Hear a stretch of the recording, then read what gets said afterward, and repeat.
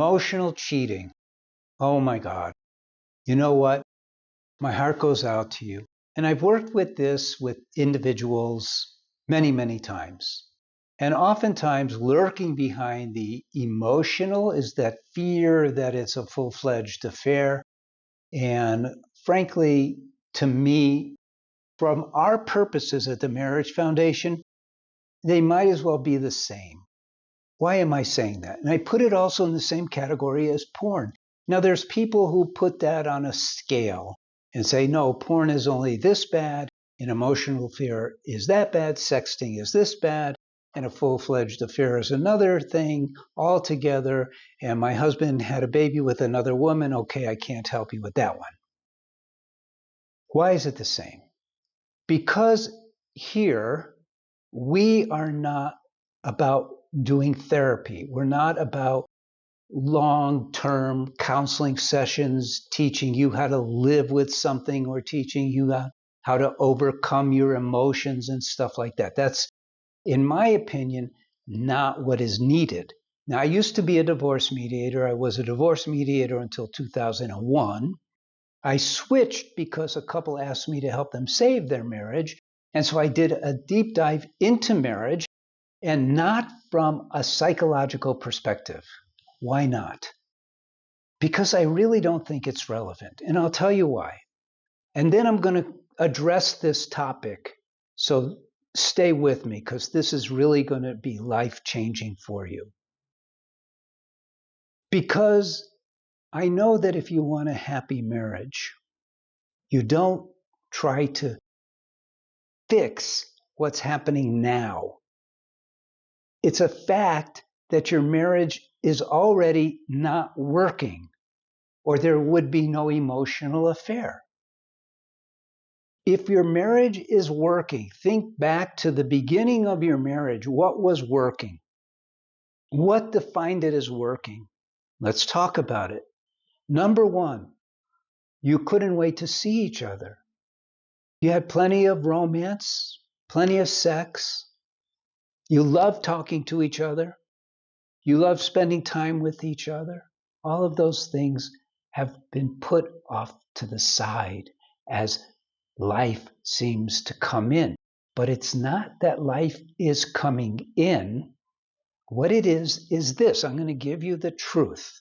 The simple truth. This is not like, oh, this is the simple truth. It's just the truth. The truth is that no one ever teaches us how to be married properly. Now, that's not to say there aren't courses out there for getting married. In fact, we even offer one. But ours is very different. Most people learn the kind of the guardrail things, like don't do this, do that. And they make it almost like a transactional relationship, which in my opinion, and from my experience, actually is a marriage killer, to have a business-like facet to your marriage. It's not about any of that stuff. Marriage is about one thing, love. And don't say I'm corny. It is about love. Love is not a corny thing. You see, it's like this. As human beings, there was this guy Maslow, and he came up with like the priorities of life, what we all want. I can't remember exactly what it's called, but they're wrong, because all he talked about were our physical needs, our psychological needs, but he didn't talk about the greatest need of all, and that is love. Not to be loved, but to experience love. Why? Because all of us as individuals, we crave happiness, crave it. From the deepest parts of our soul, we crave happiness. And it makes sense because our Father is God, and this is not a religious discussion, and our Father wants us to be happy. And so he instilled in us a desire for happiness, because that will eventually bring us closer to him, right? Of course. We all crave happiness. And there's always an equation, right? We live in a dualistic world. So we dread suffering. Happiness, suffering. No one even told us this. No one told us that when we get married, forget getting married. No one told us that as human beings, we crave happiness and that we have free will, and therefore we have the ability to create happiness by experiencing, by cultivating love. And that we get married because it gives us a microcosmic world in which to live and strive for these things as we fix ourselves. People get married with an expectation that everything is going to be like in the movies or something. In fact, that's where most people learned about marriage, from watching sitcoms or watching movies and seeing how people relate with each other in their marriages on the screen. It's not like that. So why is your husband having an emotional affair? Or maybe it's your wife that's having an emotional affair. Because it ain't working. Your marriage is not working. And it's not working. It's not your fault. It's not their fault. Your marriage is not working because no one taught you how. And so you have gotten sidetracked. You're driving this Cadillac, Rolls Royce, Ferrari. I don't care what vehicle you want to call your marriage, but marriage is a vehicle for happiness. And you've driven it off road. And so the person who is having an emotional affair has basically checked out from the marriage. They no longer are getting what they want and need from the marriage. What do? Well, here's the good news. And I'm not trying to be silly. The good news is that, contrary to popular belief, it doesn't take two to tango when it comes to healing a marriage. It takes one determined, dedicated individual who has a clean pathway with good steps to take, and you as an individual can resuscitate the wondrous expectations that you could and should have of your marriage. What should you expect of your marriage? And don't say to me, well, I expect them to not cheat, because it is cheating to have an emotional affair. Yes.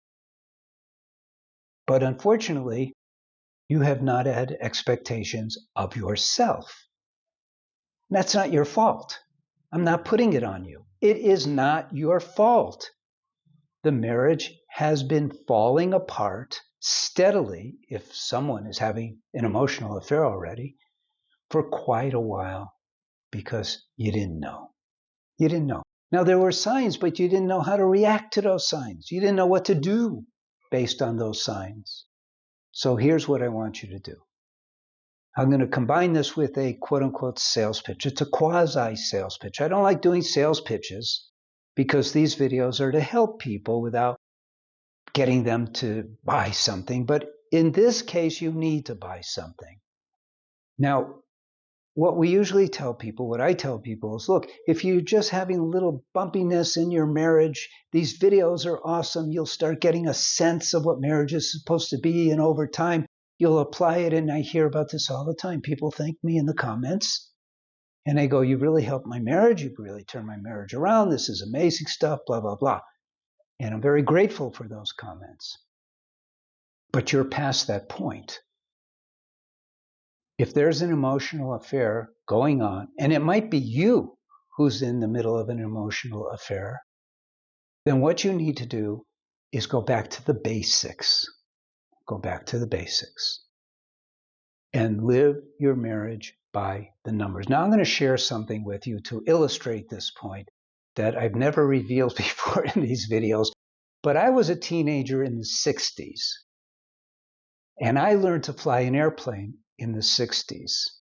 So I'm not going to tell you exactly what I did before I got into my little Cessna 150, but I did do it. And I pretended that I was an airliner and I was coming in to land at about 90 miles an hour. My poor little Cessna barely flew 90 miles an hour. I hit the runway and bounced. And I was scared. I thought I was going to die. They're sturdy little airplanes. So it wasn't because of that I was going to die. It was because, oh my God, what do I do now? And because I had a great instructor, thank you, Henning, who's probably long gone by now. Thank you, Henning.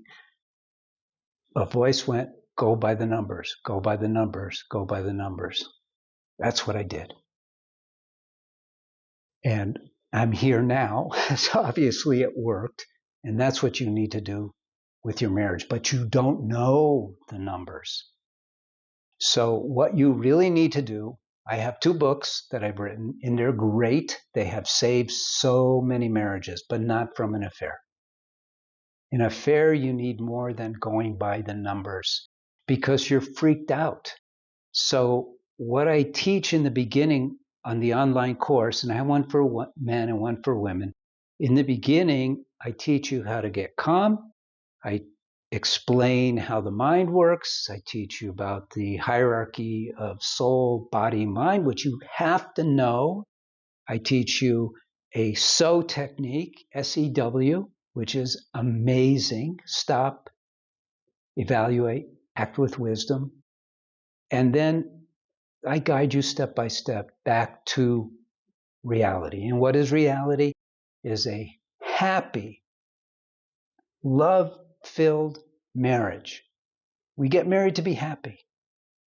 And that's what I can guide you to have. All right.